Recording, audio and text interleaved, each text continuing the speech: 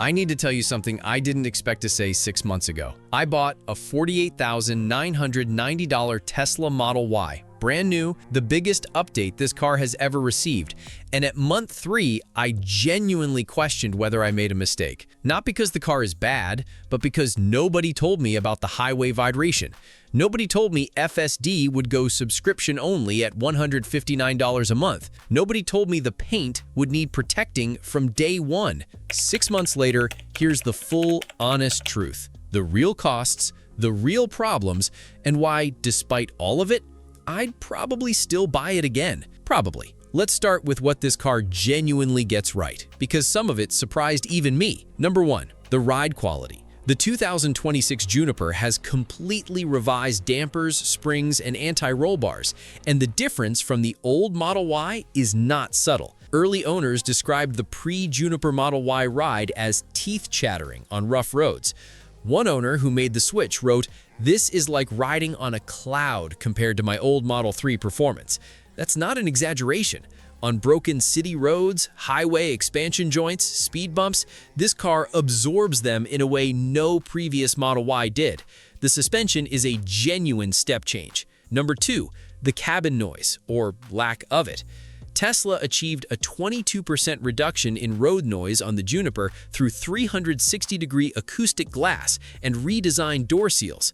The first time you get on a highway and realize you can have a conversation at a normal volume, it genuinely feels like a different class of car. Wind noise? Almost gone. Road roar? Dramatically reduced. Number 3, real-world range finally matches the claim.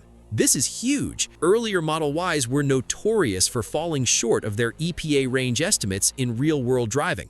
The 2026 long-range AWD is rated at 327 miles, and owners, including a driver who completed a 2,000-mile road trip from Florida to Washington, D.C. at highway speeds over 70 miles per hour, confirmed the car met its efficiency targets. That has not always been true of Tesla's range claims. Number 4, the rear passenger screen. The new 8-inch rear touchscreen is one of those features that sounds like a gimmick until you use it. Climate control, gaming, entertainment, passengers control their own environment. On a long drive with kids or rear-seat adults, this one feature changes the vibe of the entire car. And number 5, charging. I averaged $50 to $75 a month on electricity at home. Compare that to what I was spending at the petrol station, over $200 a month. That saving is real, and it compounds every single month. Now, the bad, and I'm going to be straight with you because nobody buying a $49,000 car deserves to be surprised by this stuff. Problem 1, the highway vibration. Between 75 and 84 miles per hour, a noticeable vibration appears. Owners have reported it consistently across multiple 2026 Juniper builds. I took it to Tesla's service. Their response? Classified as within spec. Within spec on a brand new $49,000 car at highway speeds. This is the single most common complaint on 2026 Juniper owner forums right now. Tesla has not issued a fix. Some owners got wheel rebalancing done and it helped slightly. Others are still waiting. My honest advice, if you're buying a 2026 Model Y, test drive it specifically at highway speed. Find a stretch of road between 75 and 85 miles per hour and feel for yourself before you sign anything. Problem 2, the front suspension clunk. Some owners, including several on Tesla Owners Online forums, reported a clunking or rattling noise from the front control arm mount. Tesla has revised the part, but 6-month reviews confirm it hasn't been fully eliminated across all vehicles. Problem 3, paint quality. Edmunds' own editorial team purchased a 2026 Model Y for their 1-year road test program, and their early reports flagged poor paint quality as a concern from real owners.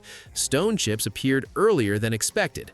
The paint is soft, something that's been a consistent criticism across Tesla's lineup for years. A paint protection film on the front end is not optional, it's a necessity. Problem 4. FSD is now subscription only. As of April 1st, 2026, full self-driving can no longer be purchased outright. The $11,400 purchase option is gone. It is now subscription only at $159 per month. That's $1,908 per year. If you planned to buy FSD and use it for years, that math has completely changed. Factor it in before you buy. And the rear window. One reviewer who drove 1,000 miles specifically flagged the rear visibility as, quote, dangerously small. The Juniper's new roofline design creates a genuinely narrow rear window. Reversing without the camera is uncomfortable. Parking in tight spaces requires full reliance on the sensors. For some people, not a big deal. For others, genuinely annoying every single day. All right, the number everyone actually wants. What did this car cost me to run for 6 months, for real? Electricity, home charging for 6 months, approximately $210 to $300. That's it. At a national average of around 17 cents per kilowatt hour, charging a long-range all-wheel drive for 12,000 miles a year costs roughly $395 to $600 annually. My 6-month bill came in at the lower end, around $220. Compared to a petrol equivalent, I saved over $700 in fuel costs in 6 months alone. Maintenance, zero. Nothing. No oil changes, no filters, no belts, no spark plugs. One tire rotation that cost me $80. That's the entire maintenance bill for 6 months of ownership. Tesla's own data shows 5-year maintenance costs of $1,300 to $2,600 total. For context, a comparable petrol SUV typically runs $3,000 to $5,000 in maintenance over the same period. Now, insurance. This is the one that stinks. Full coverage insurance on the 2026 Model Y long range, approximately $2,800 to $3,600 per year, or roughly $1,400 to $1,800 for 6 months. That's significantly higher than a Toyota Highlander or Honda CR-V at the same price point.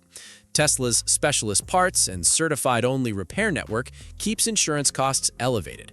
Shopping Tesla insurance directly saved me about $400 a year compared to third-party quotes. One service visit for the highway vibration issue I mentioned. Tesla Mobile Service came to my driveway, spent an hour, did a wheel balance, charged me nothing under warranty. The mobile service experience, I'll say this, is genuinely excellent. No booking a slot at a dealership, they come to you. That part is as good as advertised. Total 6-month real cost. Electricity, about $220. Maintenance, $80 tire rotation. Insurance, about $1,500. Service, $0 under warranty. Total, approximately $1,800 for 6 months of real running costs. So, 6 months in, is the 2026 Model Y worth it? Yes, with clear eyes. The ride quality improvement is real. The noise reduction is real. The range accuracy is real. The running costs are genuinely lower than a petrol equivalent, and the technology, the screen, the updates, the rear passenger touchscreen, makes this feel like the most advanced family car at this price point. But go in knowing the highway vibration issue is real and unresolved, paint needs protecting from day one, FSD is now a $159 a month subscription, not a one-time purchase, and insurance is going to cost you more than you expect. The 2026 Model Y Juniper is the best Model Y Tesla has ever made. That much is clear after 6 months of real ownership. But best ever doesn't mean perfect, and anyone spending $49,000 deserves to know exactly what they're getting into. Now you do. If you want to know whether to buy the 2026 now or wait for 2027, full breakdown video is linked right here. Watch that next. Subscribe for weekly EV real-world content. See you in the next one.